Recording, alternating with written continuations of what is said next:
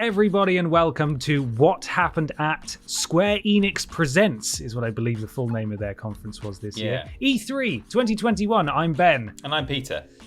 Peter, Square Enix, weird show from a pacing perspective, certainly, but I think coming in with one of the possibly biggest announcements of E3 so far.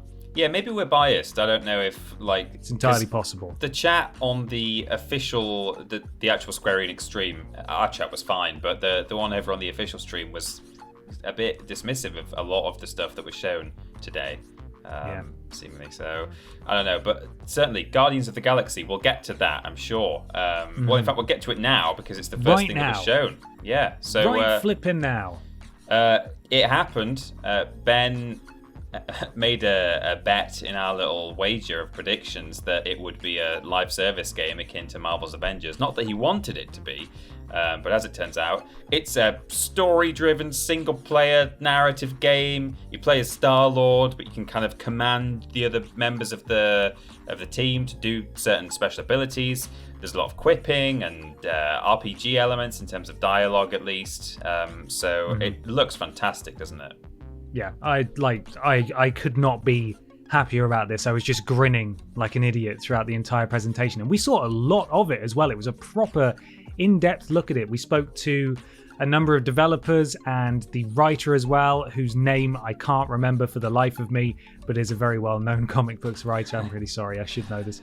And it just seemed immediately from the sort of CG, what we assumed was CG trailer, but it was just sort of in-game cutscene dialogue stuff. The writing is pretty much spot on and in keeping with what you would expect from Guardians. Lots of quipping, lots of bickering and arguing back and forth, and you even have sort of decision wheels. You know, you can make sort of dialogue and narrative choices as you go. Yeah, awesome. No, it looks like a lot of fun, and there was licensed music shown in the trailer. I'm actually sort of hopeful that there'll be a bunch of like Earth pop songs, human music in the game itself. That would be fun. Well, that remains to be seen, because they might have just shown that, included it as part of the trailer, as a lot of trailers do. Doesn't mean that the song is going to feature in the game, but it feels very true to the Guardians vibe, and it's got both of us quite excited, and I'm sure a lot of our community and the wider gaming world too. I just find it so crazy that Square Enix at the same time had Marvel's Avengers, a live service game that didn't go down very well and has struggled to hold on to its player base, and a single-player, narrative-driven story Guardians game. They had them both in development at the same time. They got one so right and one so, from our opinion, kind of wrong. Yeah. It remains to be seen if this one will be done right, but certainly from the trailer and the gameplay alone, I'm more than sold on this one. It's coming out on both last gen and current gen, or next gen consoles, if you will, this year, October the 26th. It is so soon, and this is the first we're hearing about it. This was the announcement. This is how you should announce games. Yeah. It should be surprise, because there were rumors about this, but surprise, we're doing this. Here is a good chunk of gameplay, a couple of trailers, and it's out really soon, like 4 months' time. Because then you can be sure as the publisher or the developer that you're not announcing something that you're then just going to have to kind of go back on if things go wrong down the line, like years later, which Ubisoft are guilty of, as well as other big companies too. So yeah, you're right. You just wait until the game is basically finished and then say, we've made this, it's coming out soon. Everything was so bang on with that. That's how you do it. It's Dan Abnett is the name of the comics writer who is helping with this game, and it is sort of, again, it's kind of, you've captured their stunt doubles sort of approach. It's not Chris Pratt, it's not Vin Diesel on the Groots, it's not Bradley Cooper and so on. But I think tonally they've hit it right on all counts. The Avengers game felt like weirdly insincere in that they were, because the Avengers has always existed outside of the MCU, but for some reason there was something weird about how they were presented in Marvel's Avengers that made it feel like a sort of strange rip-off of the films, and I can't really put my finger on why, whereas here it didn't feel so strange. And I suppose perhaps that's just down to the writing and the fact that everyone seems to be really well cast in their roles here. No, I totally agree with you, and I don't have a lot of strong opinions about anything Marvel based, but I know exactly what you mean. Like when I saw the reveal of the Avengers game, I thought, all right, I've not seen most of these films, but I look at those characters and feel like you're like you're the lookalikes we hire for the children's birthday party sort of thing, or you're like the human Disney characters that you see at Disneyland, who they're just people who look a bit like Snow White, whereas this, despite it technically being exactly the same situation, certainly visuals wise, it just didn't feel that way. I don't know what it is either. I can't put my finger on it. Maybe you're right, it's just to do with the way they're written, but I think even there's something about it visually speaking that just kind of It just looked okay. Yeah. It looked sufficient, if not good. Yeah, and we've already had a Guardians Telltale game as well, so I think perhaps people are somewhat used to seeing non-MCU representations of the Guardians in video game form. Yeah, maybe so. So that might also be helping. But yeah, as a huge Guardians of the Galaxy fan, this is just... And as soon as the fact that they felt the need to confirm that this was a single-player... game, just like, this is perfect. It's the perfect Ben game. Like, I don't know how it's gonna be, but certainly I'm well and truly sold from what we've seen so far, and that's so nice because apart from Elden Ring, hasn't really been a huge amount that directly appeals to me at this E3, and this one just felt like it was tailored exactly for me, and I'm excited. I'm really looking forward to this. Well, if you are ready to move on, Ben, I don't want to cut you short, but no, I'm ready. Can think of a game. I'm gushing now. I can think of a game that might appeal to you, given that you star in it as one of the trio. Hey, man. Stranger of Paradise is coming. Final Fantasy Origin is what's after the colon. It's a strange name, and yes, I am in this game, just as I am also playing Peter Quill in the Guardians of the Galaxy game. Yeah, true. This one, I'm not really sure what to make of this one. It looks very Square Enix. Combat looks pretty good, bit violent. You've got your sort of archetypical gruff protagonist, and then your two lackeys, one seemingly quite wise, one seemingly, whoa, a bit wacky and out there. You know, that one that's in a lot of JRPGs and Japanese games. What did you think of it? I thought it looked... I mean, it's not for me, I don't think. I mean, and that's not even... Because I don't tend to play Final Fantasy games anyway. But even if it was just a completely new IP, just called Stranger of Paradise, it's not my cup of tea. However, I think, certainly graphically, it looked very impressive. Yeah. And I appreciate that they kind of went fairly hard on their aesthetic. It's in this very gothic setting with big... castles with skulls on and things, but then they had this I wouldn't say it's the USP as such, but a kind of thing that sticks out is this crystallizing style combat. Like the way you defeat your enemies is you seem to turn them into crystals or make crystals appear inside them, and that's how you kill them. I don't know exactly what's going on, but there was a griffin in that trailer that I just thought looked really cool. It was wearing armor, so I like the griffin, I'll tell you that much. I probably will be playing it. It looks nice. Yeah, it does. It looks nice. I like you. I don't know if I'll be playing this one either. I think my favorite part though is when the protagonist puts his giant sword on his back and then punches the big bad guy in the face instead. Yeah, I don't need this. He's very I feel like I know this main character in and out already. Yeah. But yeah, it's a sort of Final Fantasy spin-off game, if you will. Third person action looks pretty good. This was an announcement though, so we will see what comes of this releasing next year at some point. There's a demo coming to PS5. I don't know if you said that. There is, yes, there is. No, I didn't say that, but it is also releasing on Xbox as well. So don't need to worry about that. Final Fantasy, Final Fantasy 2, Final Fantasy 3. Like it's that thing people hate about our ranked lists, Peter. Final Fantasy 4, Final Fantasy 5, and Final Fantasy 6, all releasing on Steam and mobile soon. I think it just soon. It's called the Final Fantasy Pixel Remaster. I don't know how much remastering is going on, but certainly all 6 of those games are being released on mobile and PC. And as I said when we were watching, I think it's a good move. A lot of the earlier games in the franchise, some people will have missed out on either because they weren't born yet, or maybe they just didn't have the hardware for it. So it's a good thing to do for those who haven't yet got around to going back and playing those somehow. It's interesting because almost all of those games are available on so many platforms now. They but are. I suppose I don't know if these are being released individually. You can buy them a la carte, or if it's just one collection. But I would hope that it's one collection because it's nice to have them all together. Like I know Final Fantasy 1 and 2 were released for PSP, for example, and a lot of these games I've played Final Fantasy 1 on my iPhone about 10 years ago, maybe more.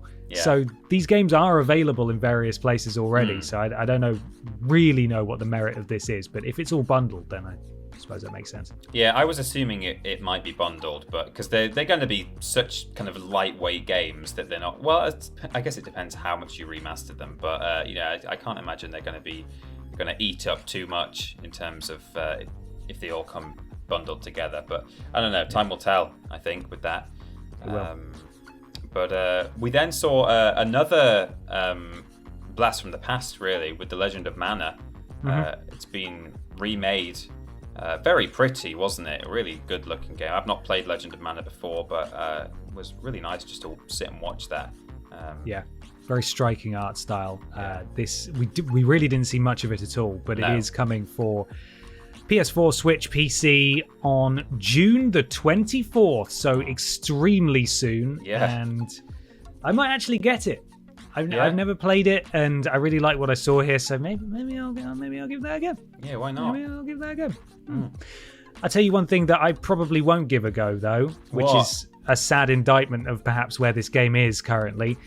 Marvel's Avengers, the Black Panther War for Wakanda expansion. This is specifically labeled an expansion. It's not a new character or like new drops or anything like that, whatever you want to call them, new strikes, live service terminology, you know what I mean. Yeah. But a proper expansion, whatever that means. So you've got to imagine a fairly hefty chunk of content coming the way of Marvel's Avengers players for free, I will say, so that's great. But the ship has sailed on this for me, and we were saying on the live stream just how unfortunate, and kudos to them for sticking with it. That's great. Keep building this game. Hopefully it gets to where they want it to be and where their player base wants it to be. But the fact that they had to follow on after such a strong first showing from the Guardians game that is single player and could have been what Marvel's Avengers was, it's tough, isn't it? It's a tough one to follow. Yeah, no, definitely. That is difficult. They showed a few other bits and bobs that are just coming as kind of extra content for the base game, if you like. So they had a little roadmap of the future. But yeah, I totally agree. Like you said earlier, the fact that there was just this instant confirmation. By the way, this is a single player narrative. Don't worry. Yeah, don't worry. It's not anything else, which you don't want. And then along comes the Black Panther expansion. So. Want to give a go if you're excited if you're still playing Marvel's Avengers and excited by it, but probably not for us. Let's talk about mobile games, Peter. How does Hitman Sniper the Shadows? Sorry, I was just reading that. Like, where's the colon? Does that make sense? Hitman Sniper. What? So it is a spin-off of Hitman. Or from Hitman, I should say, because they did address Agent 47 by name, which I think is a bit weird, because this is clearly a Square Enix spearheaded thing, but what are they called? Jesus, I'm completely forgetting. The developers of IO Interactive, Hitman, they famously split from Square Enix, and Square Enix let them take Hitman with them. So them going back to Square Enix to partner with them on this is interesting, I think. But it's a mobile game. I don't really know why it's a mobile game, but you play as a crew of snipers as you investigate the disappearance of Agent 47, apparently. Yeah. Now that concept sounds interesting if it were a console game, but for me, you put mobile in there and it's like, I don't want that. I don't want that on mobile. Well, also, I think it's a bit of a risky move to do. Well, perhaps the fact that it is a mobile game might be the only way to do this. But if it was a standalone, like a big kind of AAA single-player game, a new installment in the franchise, I think that'd be a very dangerous move to do a Hitman game where you don't play as Agent 47. This must be the first time that's that is the case, right? I don't know. I might be wrong. I think there. so. Yeah. But, no, I think so. So maybe the one mercy of it being a kind of smaller scale mobile game is that, yeah, all right, they're doing something slightly strange in that it's a Hitman game, but without 47, who is kind of the main selling point, really, and he's a pretty major protagonist in gaming to this day. Yeah. So maybe that's the way to do it if you really want to step outside of that box. Do it as a kind of experimental, almost, mobile game. Yeah, I don't know when that's coming out. It was just a debut trailer, so we will learn more soon, hopefully. However, one thing you can get involved with now is by pre-registering for the Nier mobile game. So Nier fans will be very excited about this, I would hope anyway. It's a mobile game, so that would maybe dampen excitement a little bit, but it's a Nier game, so that might be enough. It's called Nier Reincarnation. That's what it's called. It's canon, we know that much. Right. It's yeah. canon. It's an action command-based RPG. And you can pre-register for it on Android and iOS right now. If you wish. If you want to. Yeah. More Final Fantasy was up next. Yeah. Final Fantasy VII, everyone. Part 2? Battle Royale version. The what? Sorry, the what? The Battle Royale. The Battle Royale. Come on. Sorry, not part 2. You want part 2? No. You don't get that. No, you don't. It's coming this year. Yeah. In Don't know what to say. 2021. Yeah, Don't know what more we can really say. It's a Battle Royale set in the Final Fantasy VII universe. Yeah. They will do it, honestly, Square Enix, when it comes to developing Final Fantasy VII Remake, they're like a child who's got to do revision for their GCSEs and are finding anything else to do except actually get on with what they need to be doing. It's just like Sam Fisher, isn't it, with Ubisoft? They just can't track him down. He's just always off skiving in different games. Huge demand, and when are we getting it? Are we getting it? Yes, you are, but no, you're not really. We're just kind of doing something sort of similar, So we'll see how that performs. Then Babylon's Fall suddenly made an appearance with interesting voice acting, and that's the main thing I remember. So Platinum Games, this is theirs. This was announced maybe last year, maybe the year before. It looked a bit, I saw people in the chat remarking that it looked a bit slow for a Platinum Games game. Someone also saying that it's almost like they slowed it down to appease Final Fantasy fans, for an example, because Platinum Games are usually very fast, very fluid, but this did look a little sluggish. I didn't hear this specifically, but someone also in the chat caught that they mentioned it was live service. Now take from that what you will, but that is apparently that. I don't know. I really don't know how I feel about this. I was super intrigued from the debut trailer, again, whichever year that was shown. But the gameplay really didn't sell me on it all that much.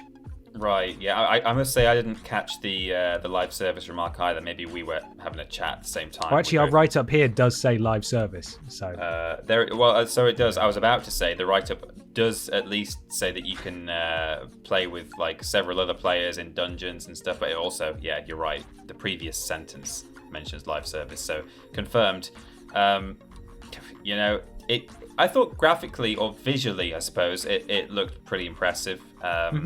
But it's quite often the way with these Square Enix games. I think, Final Fantasy has looked cutting edge for the longest time.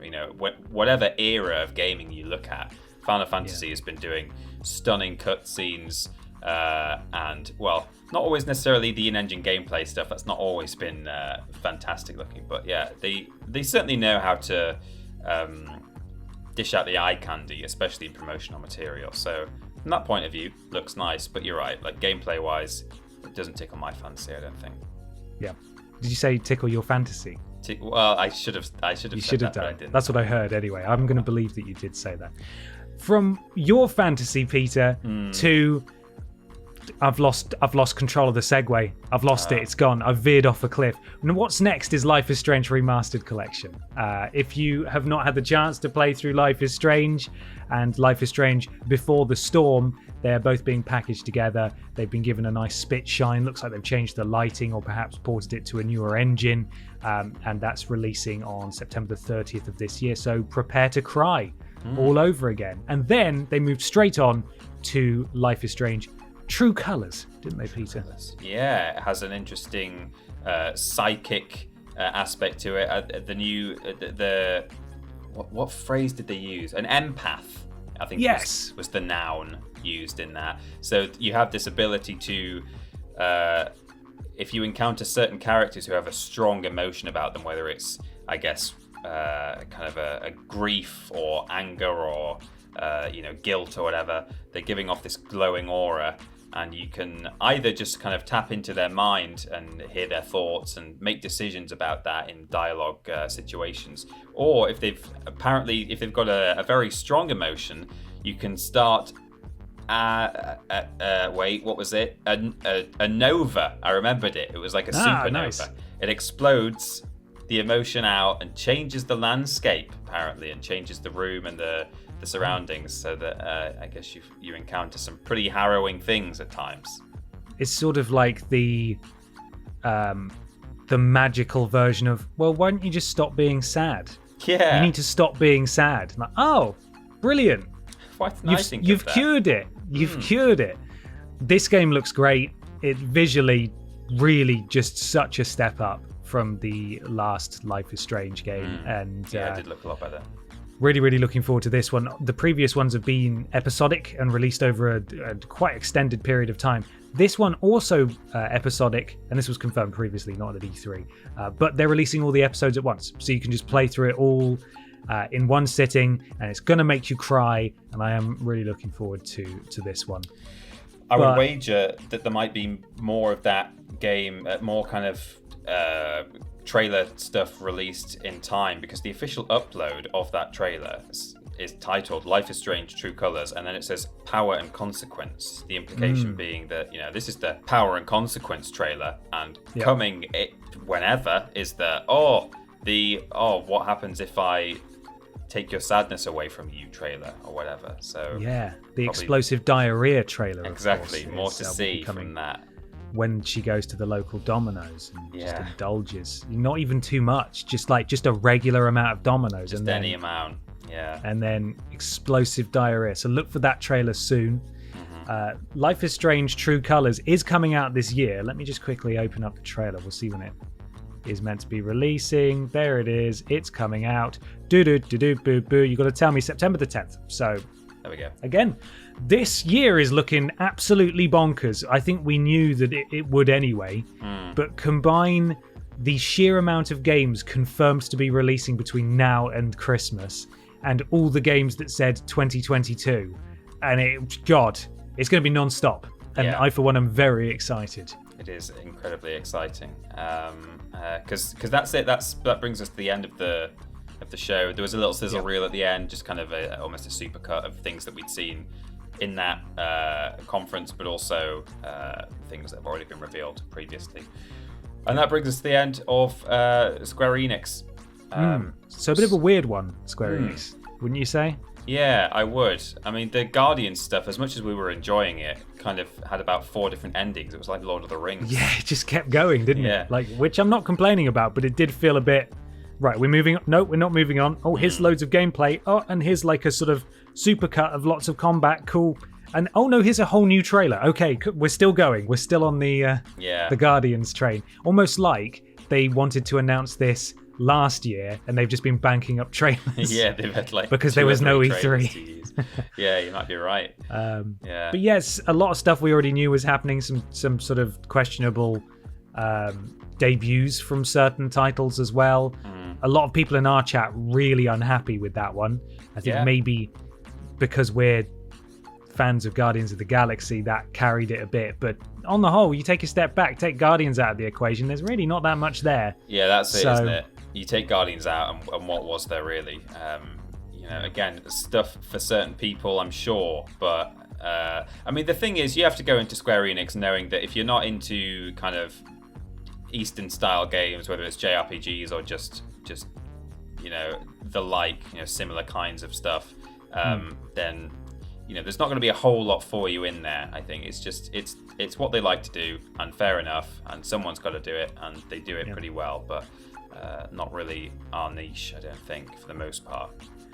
No, but what did you think of Square Enix Presents E3 2021? Let us know in the comments, of course. The next and final conference that we'll be covering on this channel, youtube.com/teamtriplejump/live, will be the Nintendo Direct on Tuesday at 6 p.m. BST. We'll be going live 5 minutes before, so we hope to see you there. We will, of course, be bringing you a What Happened At, and that will, as with all the What Happened Ats, be going on the podcast feed too. You can go into the description and find where you can, or see where you can find our podcast if you'd rather listen, or you're driving, you're going to work or whatever, you want to catch up but you can't watch. Then you can always check out our content that way too. Is it definitely 6 p.m. BST? Because our schedule on our spreadsheet says 5 p.m. BST. I am incorrect. 5 p.m. BST. Don't miss it. Don't be an hour late. Don't be an hour late. No. We'll be live at 4:55. Do a Jeff Keighley. BST. Yeah, tweet out the times in GMT. Thanks, Jeff. That's really helpful. No, 5 p.m. Well caught, Peter. We'll see you there, everybody. Enjoy what remains of your weekend. I imagine it's probably the early hours of Monday. But yes, we will see you soon. Take care, everybody. Bye. Bye.